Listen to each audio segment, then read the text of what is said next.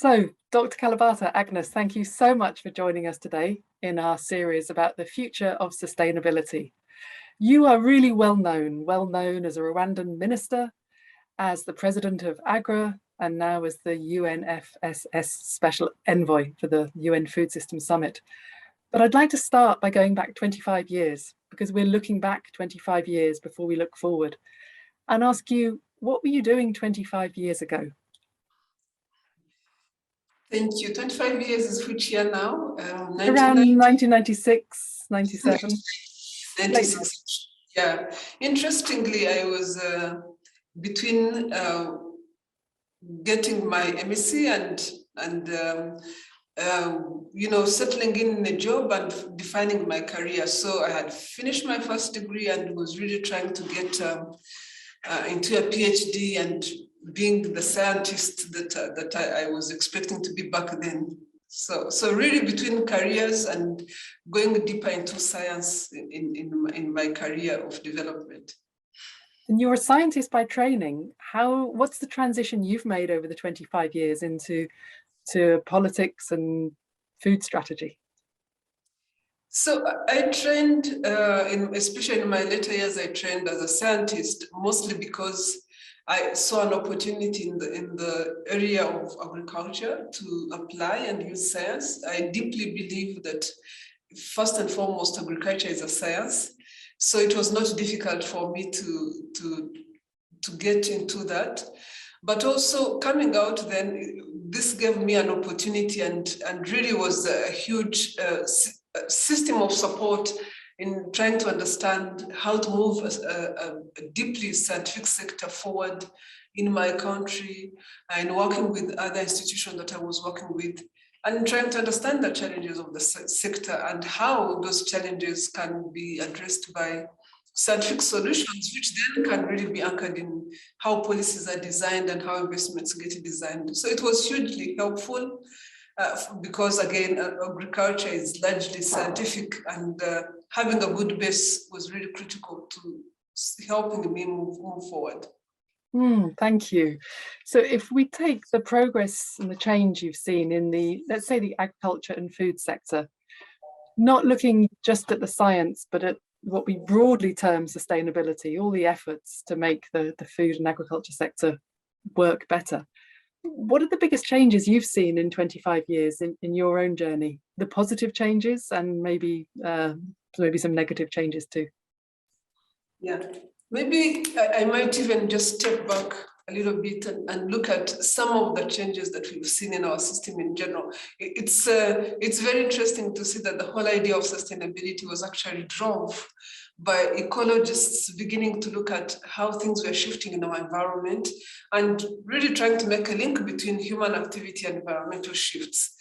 And it's not until, again, in the 90s, like you're saying that these principles took root, even though the first recorded climate change, first ever recorded climate change actually happened in 1922. But because these things take forever, they are slow to happen. And the impact, the link between human activity, economic activity, and environmental changes, again, are not so visible to us and extremely complex.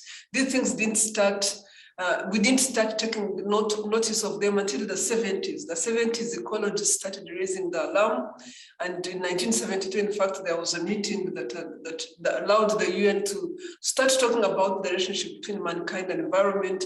But it wasn't until the 1990s, and again, really 25 years ago, that we started seeing a major shift where the link was not just between humankind and environment.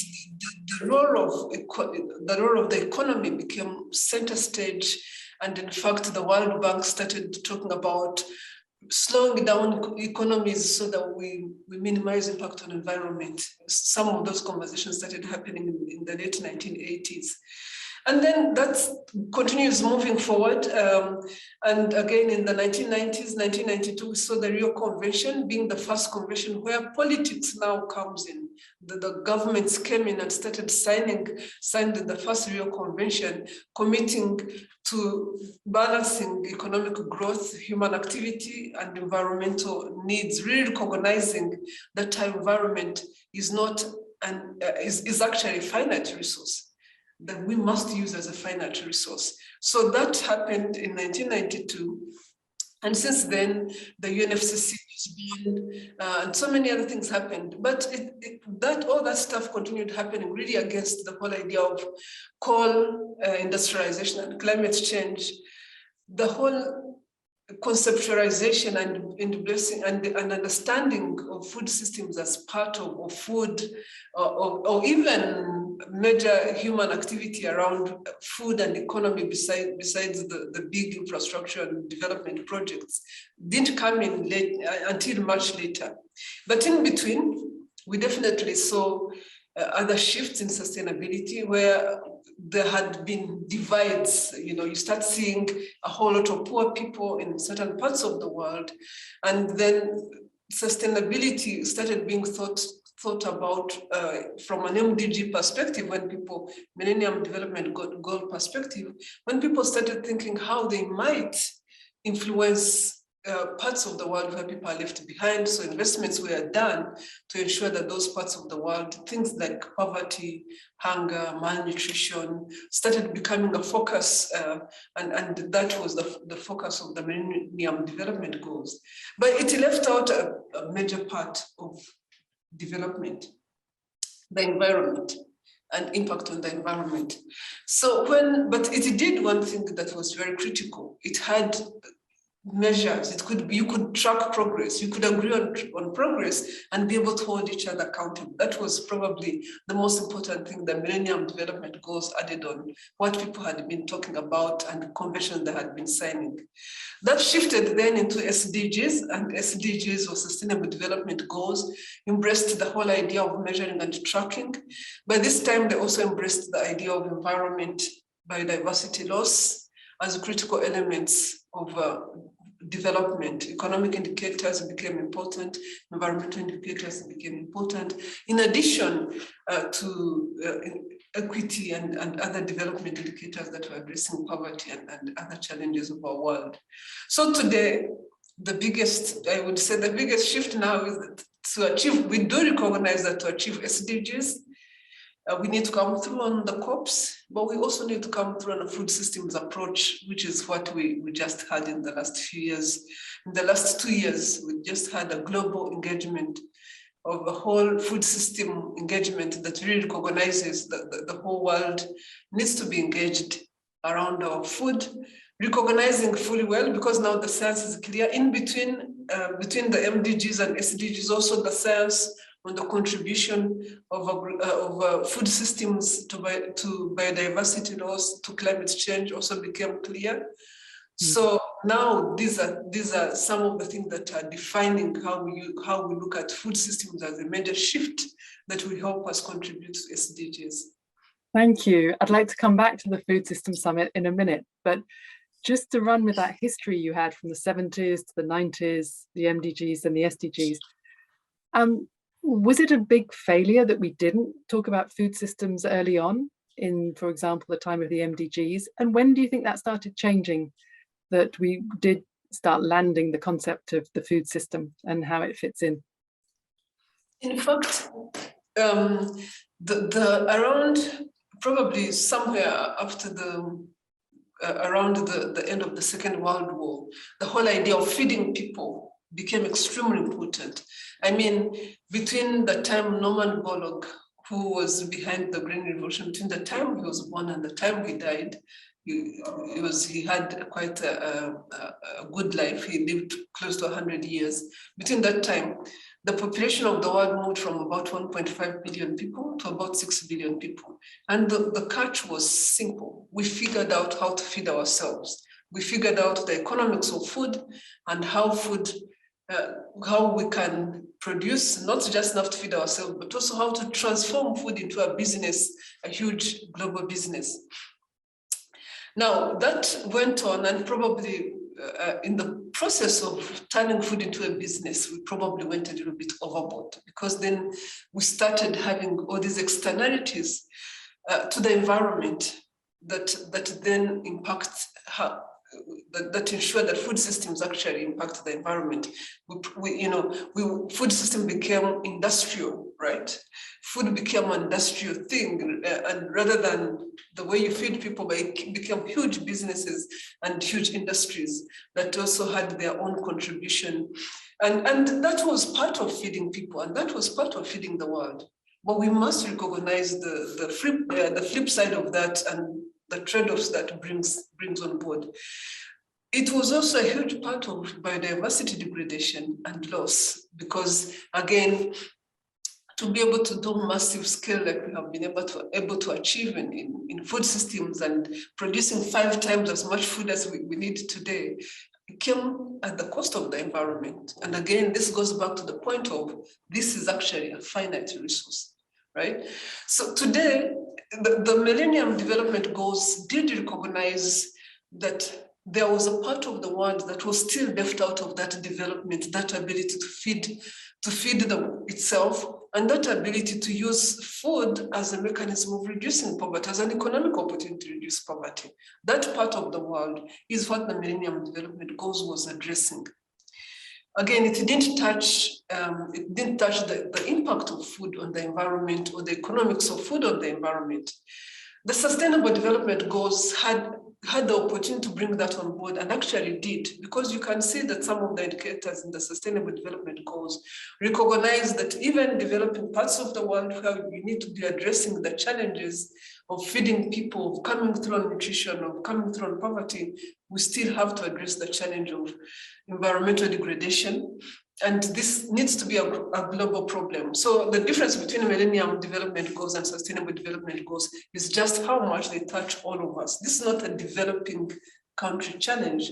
This is not a developing challenge. This is a global challenge that recognizes that our resources are finite and that we are impacting our environment. So it was between those two that actually the clarity of environmental impact was put on the table, that the science was put on the table around how food systems themselves are impacting climate change, but are also contributing to biodiversity loss.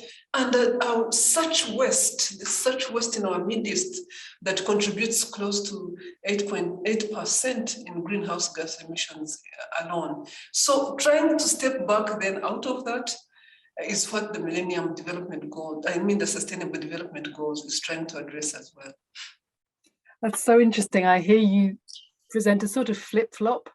Originally, we were looking at all the environmental issues. The Millennium Development Goals were focused on hunger, food insecurity, but not environment. And you're saying the SDGs are bringing the two together. Looking forward now, I know you're going to tell me we have to do both, and that's your role. That's fine. But do you actually think there's more of a risk of us addressing the environmental issues and neglecting food security and livelihoods? Or do you think there's more of a risk of us addressing the human needs and continuing with the biodiversity and environmental degradation? Which one do you worry about more? I know it's your role to make sure we do that. Yeah, so it's a very interesting question. And I tell you, I went into the Food Systems Summit because I was worried about that. I was worried that I'm seeing a lot of movement to address environmental challenges. And yes, I understand why, because we are actually impacted by climate change. Africa is hugely impacted by climate change. We live on the equator. Countries around the equator are impacted by climate change than any other countries, except, of course, small island states, which are also at the risk of massive climate change. But the recognizing the impact of climate change does not take away the fact that there's a part of the world that actually needs to come through feeding people, that actually needs to come through on dealing with the challenge of poverty. So we really need to find ways of understanding the impact and implications of both.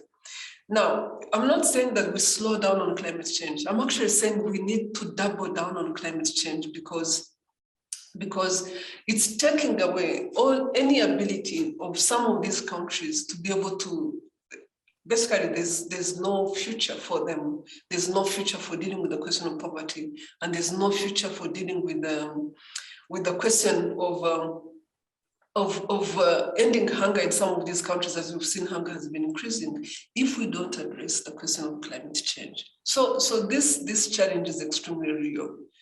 But I forgot one of the exact question. If you can repeat it for me. Do you worry more that we'll sort out food security and damage the environment, or we'll sort out the environment and ignore people's needs? So in terms of worrying, in terms of addressing the challenges of environment and ignoring people's needs, you can see that already. I mean, I was in a meeting yesterday on some of the strategies that are being put forward, and a colleague of mine was very clear around, is this strategy not focused so much on the environment and really forgetting that at the end of that, there's also people and there are also economies, but really let's worry about people most. So there's, you can almost see that we are going full throttle on environment. And my question was, let's remember that there are supply chains that have been built and need to adjust, that there are people who depend on these supply chains, that we have designed our world around trade regimes that allow us to feed different parts of the world from how we've designed our economies as a global community. You know, shutting down because of environmental issues needs to take into consideration some of these shifts that must happen so that parts of the world are not suddenly affected because we must shift. And also we must understand that we share this responsibility. This global responsibility is not a European responsibility, so Europe cares more about environmental changes than Africa, or an Australian responsibility, so Australia cares more about environmental changes than no, this is a global responsibility that we must take on together as a world. And we must understand the impact and implications of the choices we make on people close to us in our, in our countries, but also people extremely far from where we live. Africa is currently impacted by climate change. Africa contributes less than 7% to climate change. But we are hugely impacted. We are the most impacted continent. And there's other parts of the world, of course, that are impacted. So that is one thing that we have to watch out for, that we really ensure that the shifts as we take them on board are also understanding and accommodating of the needs of the populations around us and the populations are a little bit far from us, so that we can bring the whole world along. There are other cases where we really need to move as quickly as possible if we are going to contain the 1.5 degrees, right? But I think that some of the choices we are making are also the easy choices. We are not making the hard choices. The easy choices actually, unfortunately, impact people a lot when we are trying to deal with supply chain challenges rather than deal with core challenges. I look at it as dealing with the easy part of the problem. The easy part of the problem is fixing a supply chain rather than dealing with coal and the amount of emissions coal is contributing to the environment. So those are real challenges. Those are real dangers that we are living with. On one hand, people might say Africa and other places are prioritizing people over environment, but there's nothing like that. Africa is as concerned about the environment as everybody else, but we are also concerned with the fact that we have not been able to feed people yet. And that is not an excuse not to come through on environmental issues. We need to recognize the biodegradation of biodiversity that we can contain. We need to recognize the biodiversity of landscape, the loss of landscapes, degradation of landscapes that we can contain. We are losing so much forests and so much land that is within our control. And we are going to do these things. So it's not an excuse, but we must also be able to feed people as we do so. Interesting. Could you share any practical examples of what you're talking about? You're saying if we're not addressing coal, we're ignoring one of the difficult problems. I hear you. What are some of the what are some of the easy solutions in the food system that maybe we're doing that you're worried about would have a negative impact on people? And what are some of the deeper actions you think we do need in contrast? So I will pick some pretty easy examples without calling out names. I'll pick pretty easy examples. I've been talking about the avocado as one of the crops that is, contributes so much to our health, is very important, but we must recognize some of the choices we make as consumers when we are rejecting avocados, that we are contributing to a huge food loss and all that. Now, today, some countries are already rejecting avocado as a tradable commodity, right? Or because avocado contributes to environmental change, but there are value chains that there's a whole economy that has been set around this.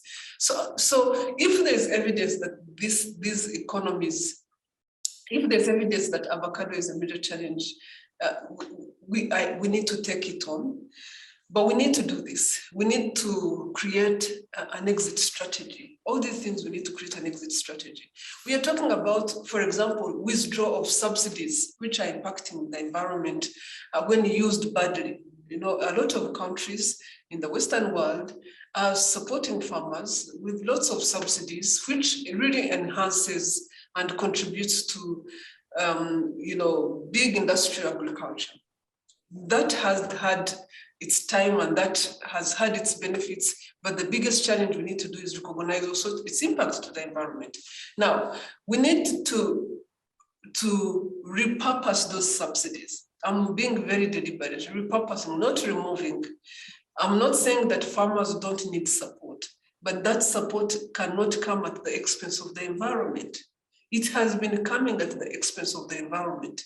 We need to repurpose that support so that it comes recognizing fully well that we need to start minimizing the food system impact on the environment. So those are some of the examples that we sit in our midst, recognizing that value chains, engaging around value chains and decisions we make around value chains and policies we make around value chains are going to impact people. We need to have exit plans for all this so that, when we talk about cars in Europe, we talk about, let's do 10 years of getting out of this. We have exit plans. I expect exit plans in the value chains as well, because incidentally, Africa's food economy has been built around value chain that has nothing to do with what Africa does. We've for some reason, I don't know how it was designed, but for some reason, we have a dependency of about $50 billion now of food imports every year. Because of that, we would like to see that value chains, that Africa is transitioning into shorter value chains in a staggered and really deliberate way that does not hurt the continent. Similarly, Africa has been participating in certain markets on some of the things that the rest of the world needed, coffee, cocoa, tea, and all that.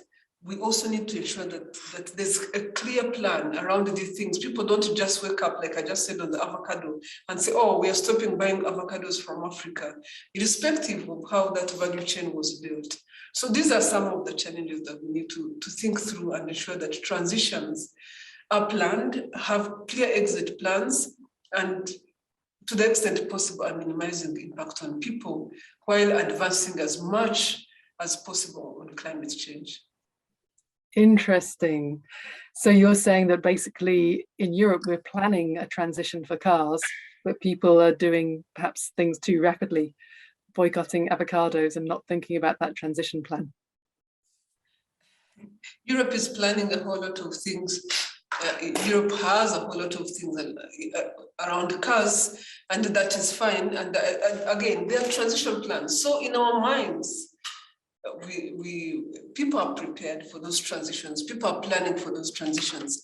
What I'm saying is that's what we should be doing across all things. We should not wake up in food systems and in value chains and impose certain policies that actually make it difficult for people that depend on those value chains to transition to other forms of livelihoods. Basically, that's what I'm saying. Thank you. So you've talked about the interaction between people concerns and environmental concerns and balancing this pressure, and that it isn't a European or an Australian or an African perspective. But I hope you don't mind me asking, do you feel, you speak as a Rwandan, as an African, you said, do you feel that your perspective has been too quiet in the years gone by? And is that changing now? Do you feel that you are, not just you personally, but as a Rwandan, as someone speaking from the African experience, that is now more recognized in working out these really complicated trade-offs about where we're going? No,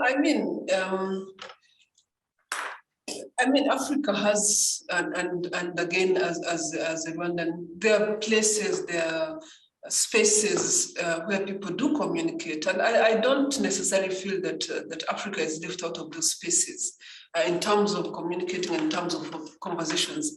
As Jeffrey Sachs was saying, we could have more spaces, we could be included more, that would be really helpful and that would be good. But I feel like there's been a lot of space and a lot of opportunities for conversations. Those are already established. And again, there's a UN system that ensures that there's the right balances out there. But there are areas where we need to raise our voice more, right? The impact of climate change, for example, is not felt the same way around the world. The countries that are affected the most are countries around the equator, are poor countries anywhere in the world. Communities that are affected the most are communities that have the least means. So because of that, the voices on the table cannot be equal. Africa needs to raise its voice highest. I mean, people will starve. And even if we stopped, even if we, the climate change and growth let me say it differently. Even if we manage to contain the 1.5 degree situation, we know that the impact of climate change is going to be here for another 20 to 30 years. And that impact is going to be in Africa. And it is said that it will continue growing. Droughts will become more, floods will become more. So that's the reason why Africa cannot afford to have its voice meek, humble, or whatever. It needs to be loud and very loud around some of the issues where Africa is going to be impacted. It needs to be very, very loud around some of the unfair things that happen in the system that we work in. I mean, right now we're talking about the whole challenge that is happening around the COVID pandemic and access to vaccines and all that. I don't want to go into that, but there are challenges there, and I'm glad that people are raising their voices there. From a food system perspective, there are things that we must secure. The need for the world to come through on climate change, but also the need for Africa to find ways of feeding itself. So those are things that must be unnegotiable for Africa, and those voices must be very strong as we go forward. Thank you. So if we come specifically to food systems,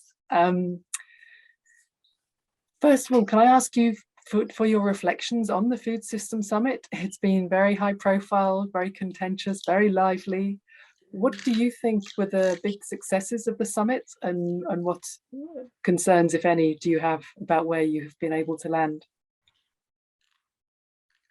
I mean, the Food System Summit was just one of the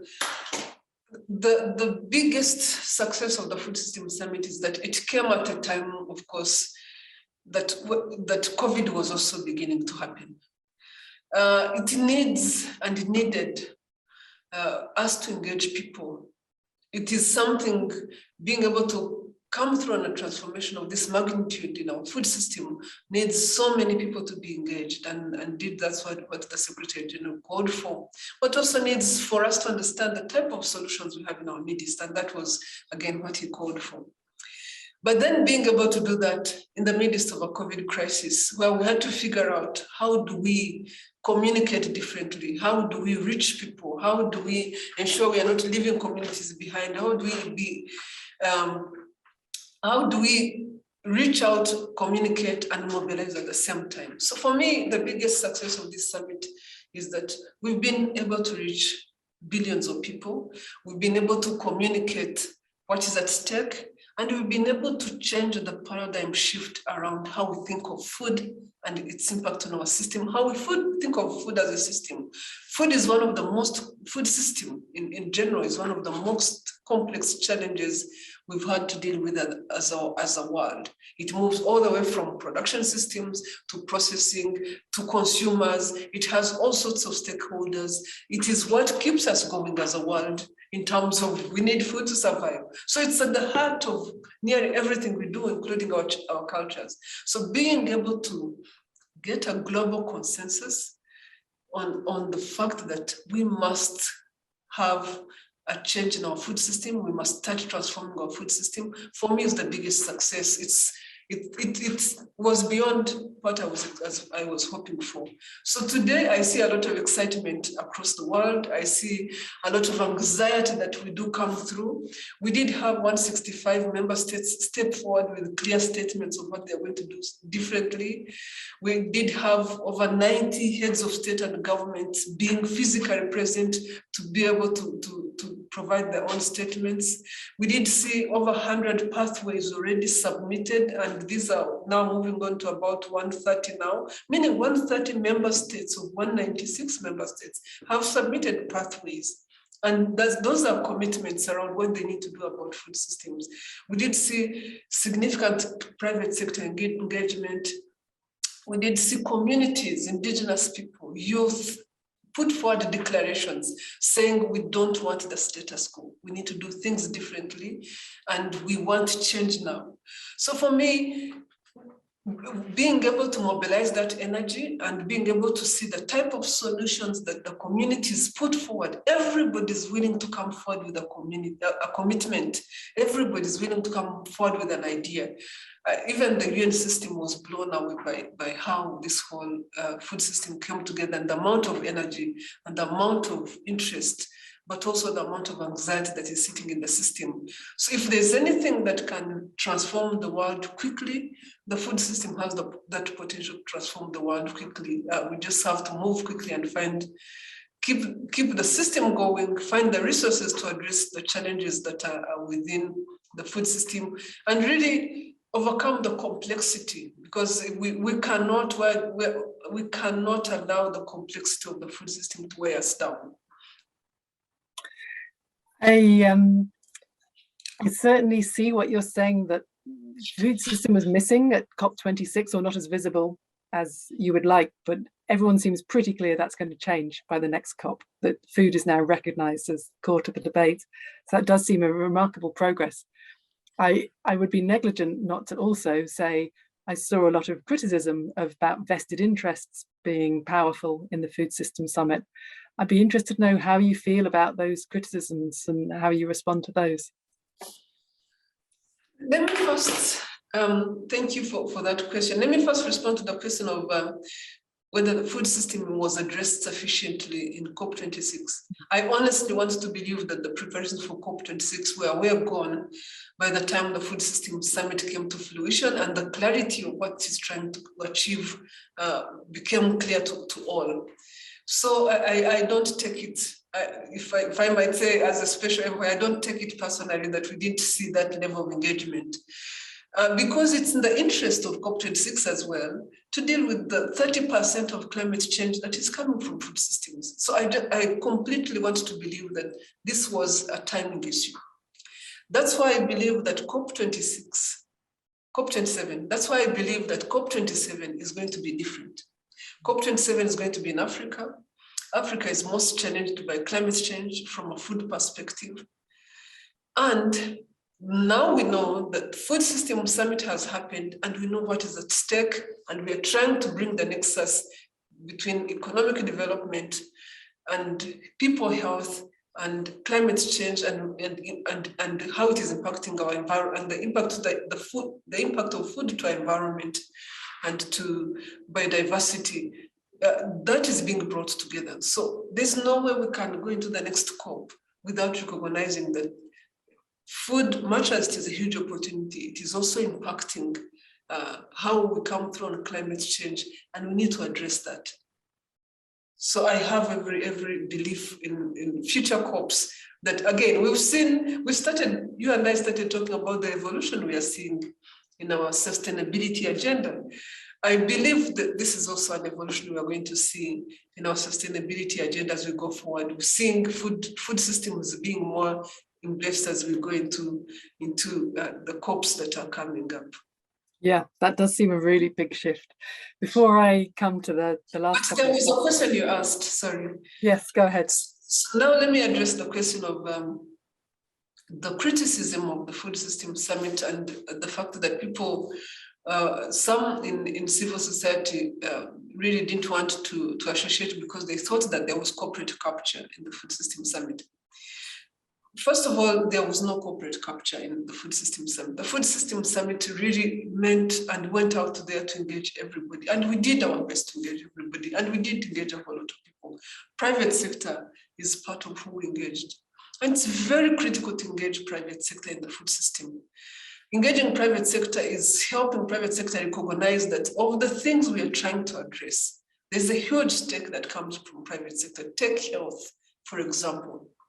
The challenges we have in health today, 1 in every 2 people in the world are living with obesity and subsequently contributing hugely to diseases that are associated with our health.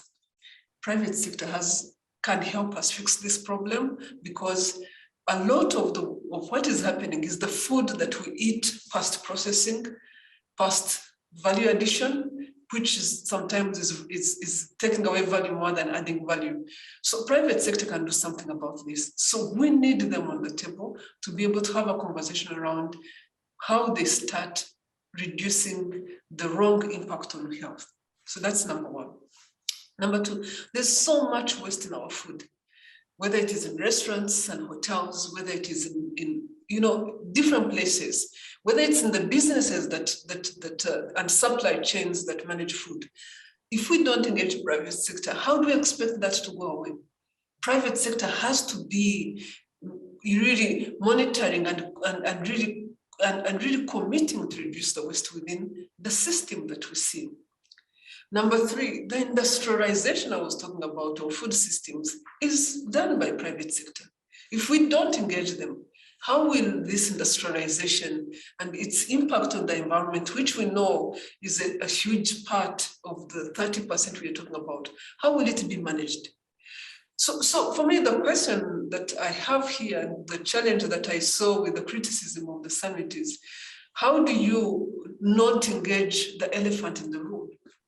The elephant in the room is really the challenge you need to deal with. Circumventing the elephant in the room does not lead to the results we're looking for. So what we're asking people is, let's all come to the table and let's find ways of building trust, because all of us are interested in the same results. We are interested in a better environment. We are interested in reducing footprint on our environment. We are interested in economies that can survive, can ensure prosperity of our environment as well. And that balance has to be found, and private sector has a huge part to play. So that is one way of looking at it. Another way is private sector did not fund the summit. The summit was funded by member states. We were very deliberate around reaching out to member states and getting member states to fund the summit, because we didn't want this to be something that comes back to say, oh, but you were funded by private sector, you're advancing private sector interests. They talk about WEF and WEF engagement. The WEF is been engaging with the UN even before we started the summit, and they will continue engaging with the UN because they see it as an opportunity where private sector comes together with public leadership. Governments go to WEF, and they have conversations around how to advance their countries. WEF should be an opportunity to discuss how to minimize impact on the environment. It should not be demonized. It should be made to account. Thank you. We have toured the past, some of the present, a bit of the future, the environmental, the social issues, the urgency, the complexity, transition plans, so much, the private sector elephants, as you called it. If I could ask you to name your top 3 priorities for, let's say, the next 20 years, what do we need to do differently to what we have been doing? What are the 3 things you would really like to say to everyone we need to do this differently, and that's where we need to have impact. What are your top 3 things? So as we go forward, each of us as an individual has a role to play in ensuring a successful food system, I might say, in ensuring that we waste less, we eat only what we need, meaning we reduce the impact of food on health, we reduce the impact of food on environment. So that's an individual decision, and we should ensure governments, businesses, all of us, we should ensure that that education is becoming an everyday thing, and really thinking about how we eat is as important as thinking about how we switch off lights in the morning. That has to be critical. And the governments must worry about what type of world they live for their children, for the youth that they have in their midst today. So let's do that. That would be a huge shift in how we think. Number 2, we really need to start putting resources where resources are needed. The urgency in our food system today means that we really need to fix some of these problems yesterday rather than today. But I don't see that resources are coming on the table at the rate at which they should come. There are countries, there are places in the world, we have much more resources than we need. We really don't need to be swimming in resources when our ship is sinking. We need to ensure that those resources are put to task, are put to use to help our ship stay afloat. Could you be more that one? Do you mean resources from richer countries to poorer countries, or what exactly do you mean by those resources? The challenge of a sinking ship is not a poor country versus rich country. The challenge of a sinking planet is a global challenge. Like I said, in Africa, we are impacted by climate change. We do not contribute to climate change. So if we want to reverse the challenge of climate change, we all need to work together. In Africa, we must do our part. We must rehabilitate our degraded landscapes. We must do everything we can to ensure that we are reforesting our environment. But so must the rest of the world. Our efforts must also be commensurate with our contribution. The world has gotten rich on our environment. We need to put some of those resources that are sitting in the West, doing all sorts of things that are not advancing our environment. We need to put those resources back to ensure that we rehabilitate this environment. Our children depend on it, future generations depend on it, and those children are not necessarily in Africa. Even children in the US depend on it, even children in Europe depend on it. Everybody in the world depends on how well we invest back into this environment and quickly try to fix the problem, because the sooner I fix the problem, the sooner I get back to 1.5. And that is in food systems as well as it is in coal and other places. So for me, that must be the next thing, that we invest in ensuring that we restore our degrading planet. The third thing is that our governments really put their best foot forward. People are put in the leadership for a reason. They need to ensure that this thing happens faster, that the level of urgency cannot be business as usual, that policies are put in place that ensure that we do the right thing, that policies are put in place that ensure that we are restoring faster, that policies are put in place that ensure that the most vulnerable among us are not paying for the cost of what is done by the most rich among us. So for me, those are the 3 things that we must do. Governments have to put their best foot forward to accompany all the efforts that would be done by individuals and by businesses. So individuals take responsibility, move resources, and governments lead. Can I ask you 2 very quick last questions? In terms of food production, there is so much innovation. There's really futuristic talk about labs. There's lots of companies adopting regenerative agriculture. There's farmers doing different things. Do you think how we produce our food is going to be radically different in 10 years' time to now?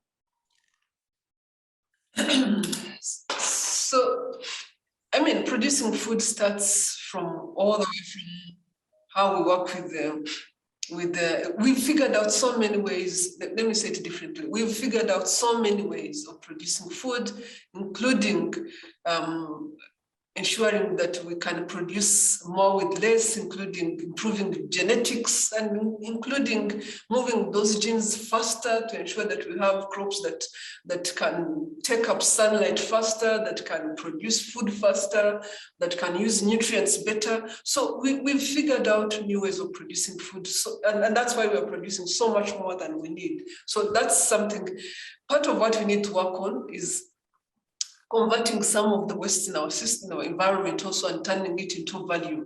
But also we need to figure out other things as well. We need to figure out new sources of food. Do we need to be using wheat, for example, all through as a way of generating protein, or can we go to wheat and soybean as ways of generating protein, or can we move on to insects that actually are produced faster, use less energy, and at the same time you regenerate probably the same amount of proteins. So there's so much now that we need to take on board. I mean, the innovation that is in our midst, as was shown by the solution clusters of the Food System Summit, as was shown by the number of ideas that were generated from my action tracks, are immense. I think the challenge is going to be how well we embrace our cultures, embrace those innovations, how well our businesses embrace those innovations and turn them into real business ideas that can be part of economic growth. Innovations are also going to be very critical, moving away from food and what we eat. Innovations are also going to be very critical on some of the challenges we have from an environmental perspective. Finding new ways of generating energy, finding new ways of delivering energy in food systems, finding new ways of dealing with the waste, like I said, and turning it into more productive things, and finding new ways of getting rid of the bad habits we've accumulated of using plastics. And again, innovations are there to support us, and there's a whole lot of science that is also available to support us. So there's an opportunity right now, probably the biggest opportunity in our midst is innovation. So in the Food System Summit, we called out 3 things that are very critical to how we move forward. We called out the need for financing.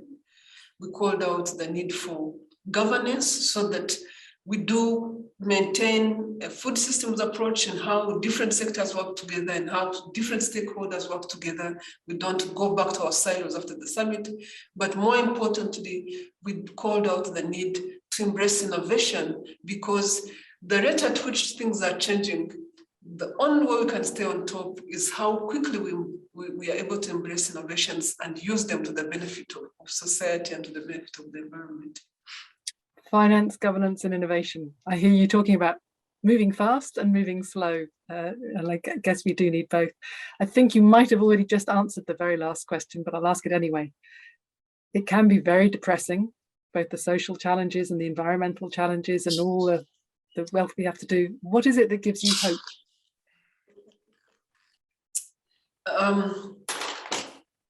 What is it that gives me hope? I take comfort from the fact that having looked at the history we just looked at of sustainability and what the world has been trying to do, what mankind has been trying to do with the UN in leadership, I take comfort in the fact that as human beings, we are very committed to finding answers to our problems. So that's number one. Number two, I take comfort in the fact that we've put the right mechanisms in place to ensure the right level of leadership that we needed to be able to move forward. So that is a huge opportunity. Number three, we are extremely innovative and we have the opportunity to continue getting ourselves, we create problems for ourselves, but we have the ability to innovate ourselves out of those problems. Then the last one is, I believe in leadership. I believe in people that are put forward to lead us. I believe that they actually mean well. We just have to make sure, and they have to make sure that they stay on top of that and come through on what people ask of them, to provide leadership and to continue to work hard to find the right solutions for the problems of the world that we are living in, and to find ways of collaborating and coming through together. Because today, where we are at, our world needs that we collaborate and come through together. It certainly does need that. Thank you very much. From the tour of the humble avocado to the elephant in the room, to the MDGs, into the SDGs and the priorities going forward. Really grateful to you for sharing with us your views on where we've been and where we're going. So thank you very much indeed. Thank you.